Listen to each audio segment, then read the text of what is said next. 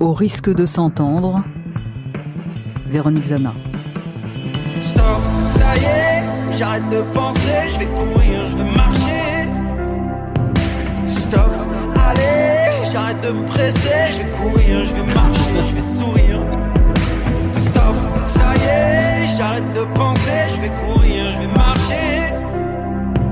Stop, allez, j'arrête de me presser, je vais courir, je vais marcher, je vais sourire, je vais me relever. Bonjour, je suis Véronique Zana, psychanalyste, auteure et chroniqueuse, et vous êtes bien sur Radio Judaïka dans l'émission Au risque de s'entendre. Et cette question, qu'est-ce qui nous fait prendre ce risque d'être nous-mêmes, malgré les demandes de la famille, de la société? Qu'est-ce qu'on entend? Qu'est-ce qu'on comprend? Le désir des hommes, par exemple, dans le féminisme d'aujourd'hui. Pour en discuter, je reçois aujourd'hui Elia Verdal, poète, qui a choisi ces 3 mots pour se définir.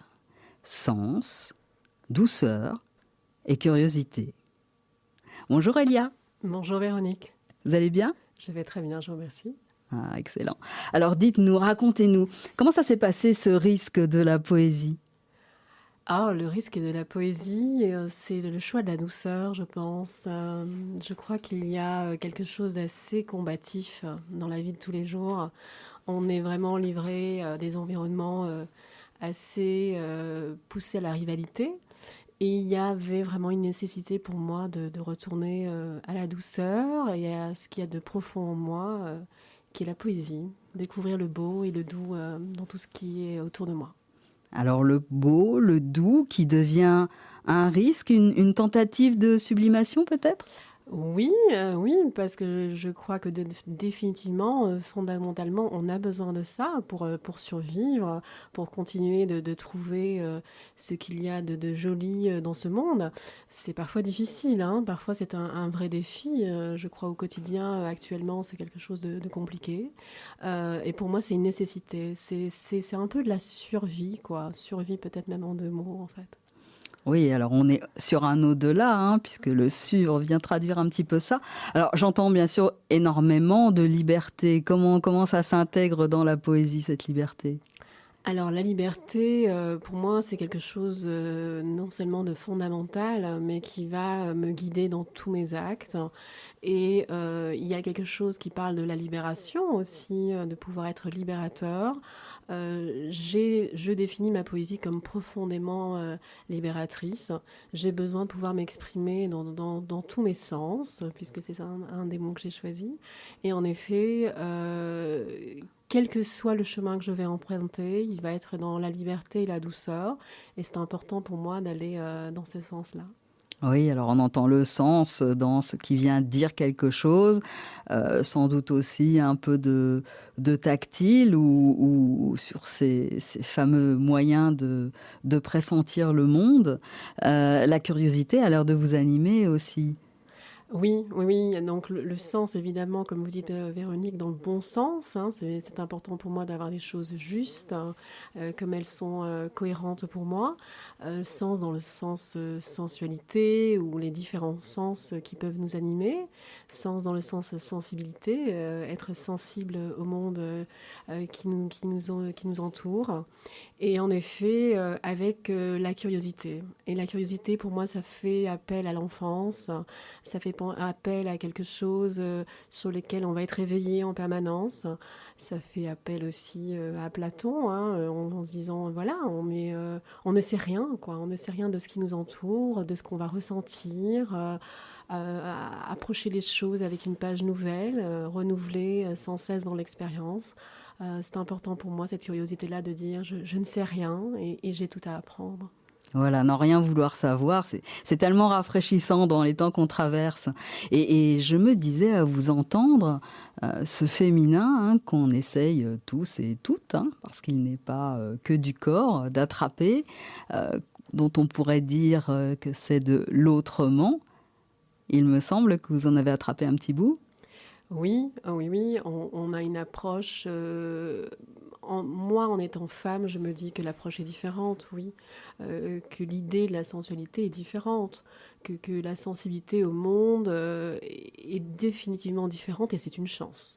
Je vois là pour moi une forme de puissance, de quelque chose qui peut être intuitif, instinctif, naturel ou naturellement sauvage, par exemple. Alors, il me semble qu'on est idéalement sur le moment d'entendre un de vos textes poétiques. Parfait. Le désir des hommes est mon ami. Je suis une femme libre et j'aime qu'un homme me désire. Je ne suis pas chose, je ne suis pas soumise. Je peux décider, je peux tout faire. Je peux parler à haute voix, je peux être animée par l'amour et le désir d'un homme aussi.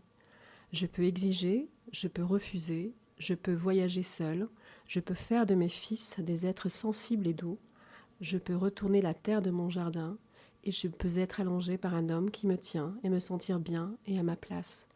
Je peux dire non à des avances qui ne me conviennent pas, je peux le dire fermement, et je peux mordre aussi.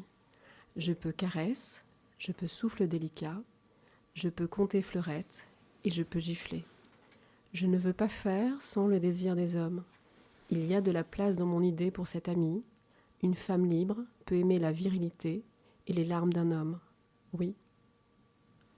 Eh bien, après cette merveille, une petite pause musicale.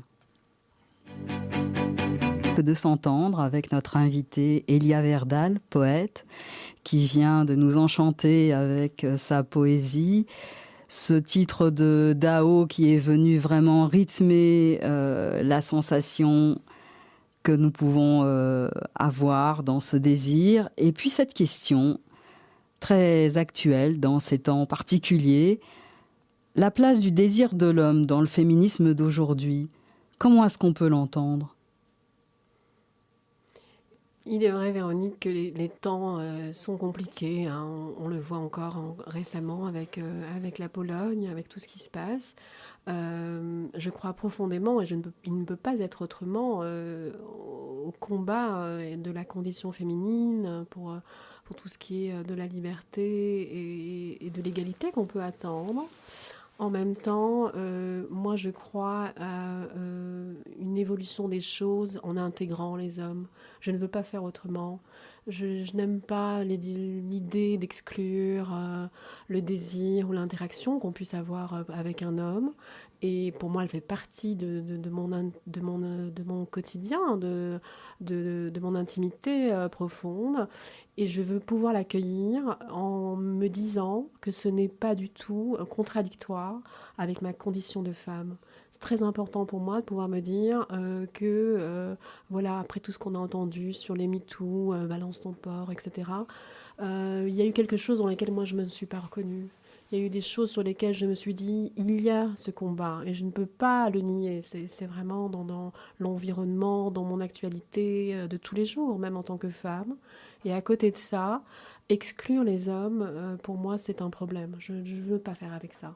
Je veux pouvoir me dire que désirer un homme est possible en ayant des valeurs de liberté, d'égalité, de pouvoir élever la valeur qu'on peut apporter aux femmes.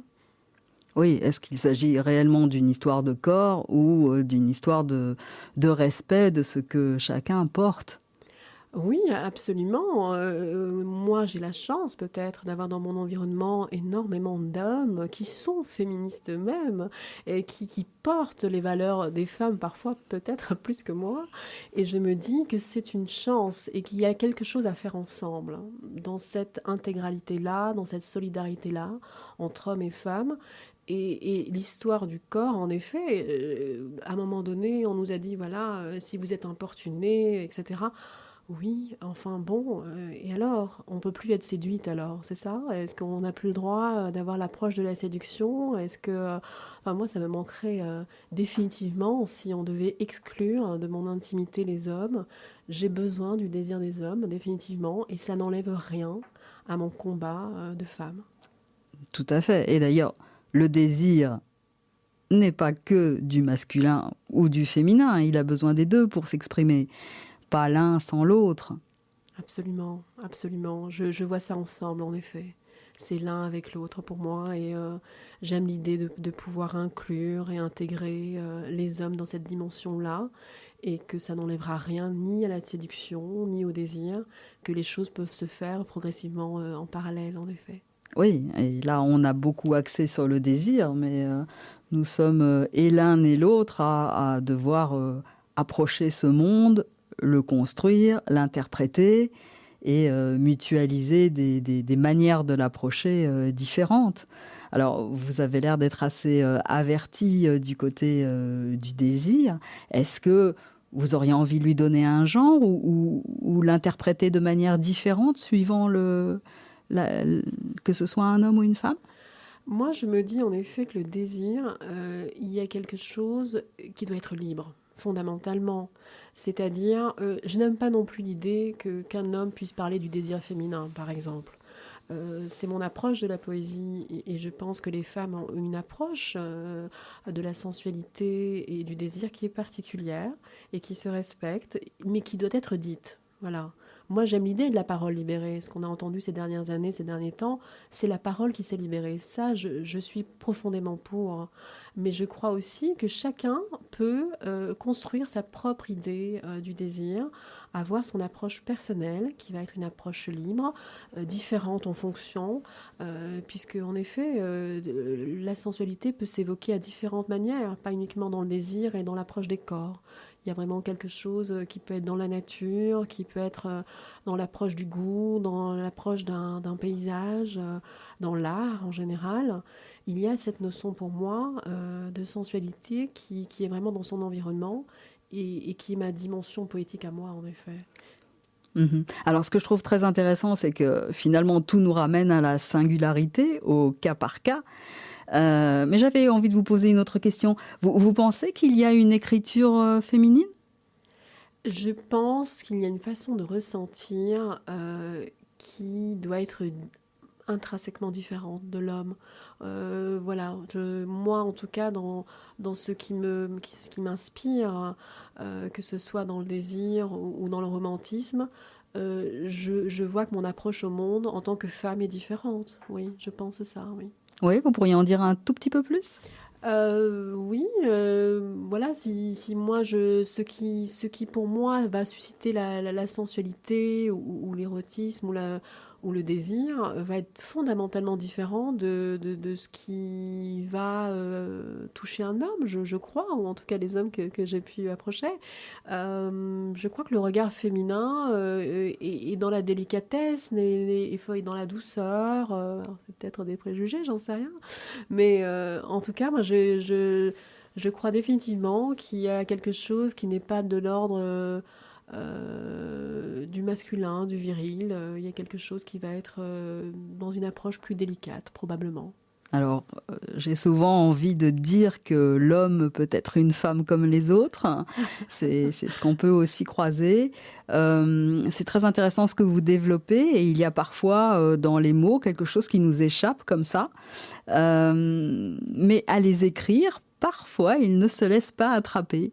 Alors, comment arrivez-vous à les inscrire en restant fidèle à votre féminin ? Je puise profondément dans quelque chose d'instinctif, vraiment de quelque chose qui est de l'ordre de l'intuition. Dans mon écriture, il y a quelque chose qui est vraiment dans l'inconscient presque, hein, dans le semi-conscient. C'est très important pour moi. J'écris d'ailleurs à l'aube, juste avant 6h du matin, 5h30 du matin. C'est une excellente heure pour écrire, je vous le confirme. Puisqu'en effet, j'ai besoin de ne pas rendre mental ce que j'écris. C'est très important pour moi. De ne pas rendre mental ce que vous écrivez. Qu'est-ce que vous voulez dire par là ? Alors, je veux dire que je ne veux pas réfléchir au sens des mots. Je veux vraiment approcher les mots d'une façon sensuelle. C'est-à-dire que le mot arrive avec une sonorité, avec un rythme, avec un sens profond et qui pour moi dépasse le mental, le fait de rationaliser, de réfléchir à la prose, de réfléchir au vers.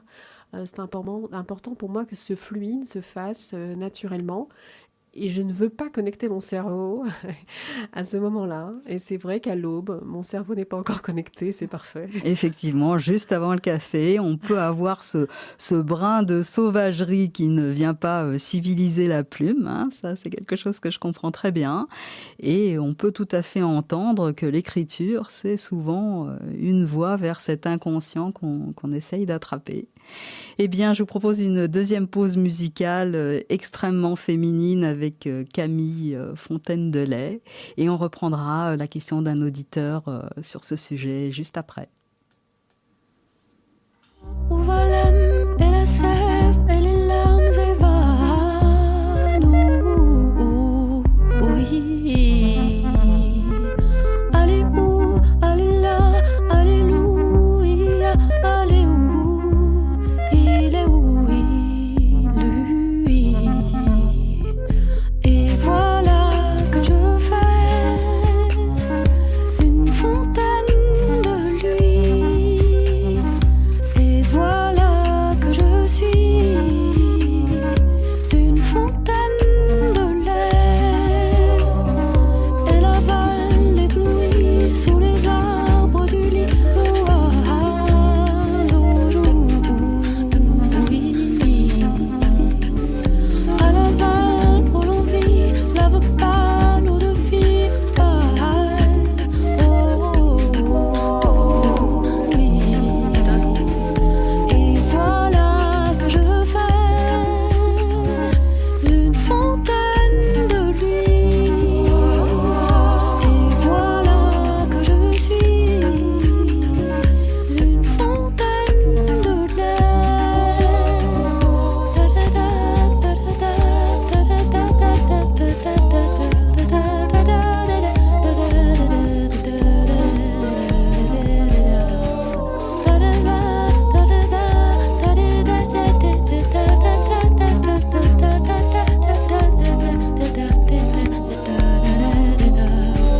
Et voilà que je fais une fontaine de lui. Et voilà que je suis une fontaine de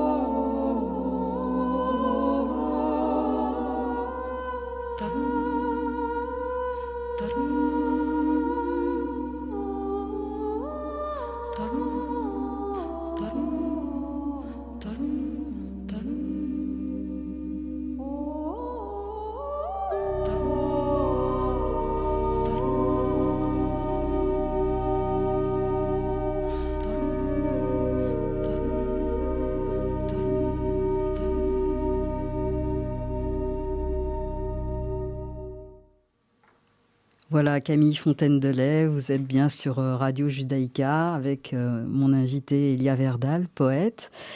Et cette fois-ci, une question d'un auditeur, d'un homme qui est venu nous indiquer sur la page cette question. Un homme doit-il consommer obligatoirement la relation quand une femme le désire? Et comment lui faire comprendre à cette femme qu'il n'en a pas forcément envie?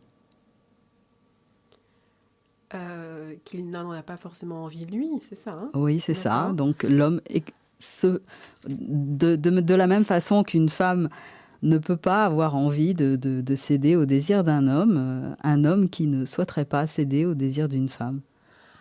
Ouais, moi, je trouve ça, justement, ça fait appel un petit peu à ce que vous disiez tout à l'heure, Véronique, hein, l'homme est une femme comme les autres. Donc, effectivement, je trouve cette question très sensible et elle me touche d'ailleurs, puisque là, ça fait appel à la vulnérabilité d'un homme à ne pas être à la demande en désir. Et ça me touche beaucoup, puisque de la même façon qu'on a longuement parlé du non-désir des femmes, il existe le non-désir des hommes.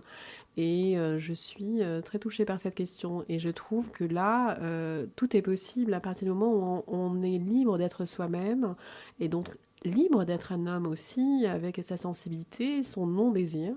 tout est possible. Il faut de la confiance, j'imagine, dans la relation pour pouvoir dire à l'autre, eh bien, je n'ai pas envie, ou bien je ne suis pas dans le désir aujourd'hui. De la même façon que les femmes attendent des hommes cette écoute-là, et je crois qu'il est tout à fait légitime que les hommes soient écoutés sur cette part-là aussi, qui est leur part de dire, voilà, aujourd'hui je ne me sens pas dans le désir, je ne suis pas dans la virilité qu'on attend de moi. Ça, c'est une question importante. En effet, on parle des femmes et de leur fragilité et leur volonté d'être dans le non-désir, mais on pourrait parler effectivement des hommes qui, eux aussi, ont envie d'être entendus dans leur non-virilité et de ne pas être forcément l'objet répondant à tous les désirs. Pourquoi pas, oui, bien sûr. Voilà, ne pas être l'objet. Alors effectivement, il y avait une autre question, mais qui vient reprendre un petit peu cette tonalité, de s'interroger sur ce que les hommes pourraient devoir aux femmes avec cette évolution du féminisme. Eh bien, on se retrouve finalement avec ces deux cas de figure. Un cas de figure où la femme peut aussi convoquer l'homme de manière un peu martiale sur son propre désir, et l'homme qui peut s'autoriser à ne pas y céder. Exactement, à le refuser. Nous sommes tous sujets. Donc, en effet, on peut tout à fait attendre d'un homme qui également soit dans ce choix-là, de pouvoir dire je n'ai pas ce désir-là maintenant, et de pouvoir être libre de le dire. Voilà, décidément, toute cette conversation, si on devait en retenir quelque chose, je pense que c'est le signifiant liberté, à la fois dans celui que vous incarnez et dans celui que vous offrez à l'autre. On entend vraiment cette réciprocité. Est-ce qu'il y a un endroit où on peut lire vos poésies ? Alors, il y a ma page officielle qui est Prose sexuée d'une femme libre. Oui, sur Facebook ? Sur Facebook, Oui. exactement. Et sinon, si vous tapez Lia Verdal sur Facebook, vous avez accès à certaines de mes textes qui sont publics. Et si vous êtes sage, je vous accepterai en ami, peut-être. Ah voilà une proposition très intéressante. Pas de publication papier pour le moment ? Bientôt, pas encore officielle, mais c'est en cours. Alors, on vous souhaite plein de promesses pour ces futures publications. Merci beaucoup, Elia, de cet échange. C'est fait un plaisir. Voilà, je vous retrouverai donc pour ma part la semaine prochaine avec Margot Fichet, qui est comédienne et qui viendra nous interroger sur le thème des clichés. Alors, ces clichés du quotidien, ces étiquettes qui collent à la peau. N'hésitez pas à déposer vos questions sur la page de Judaïka pour cette émission. Je vous rappelle également à 13h notre émission Cherchez l'erreur, et 14h on joue les prolongations. Et bien sûr, notre matinale toujours aussi dynamique et cette petite bulle poétique de l'émoi des mots juste après l'émission de Niki. Voilà, beaucoup de plaisir. À bientôt, Elia. Et merci, que tout aille bien. Prenez soin de vous.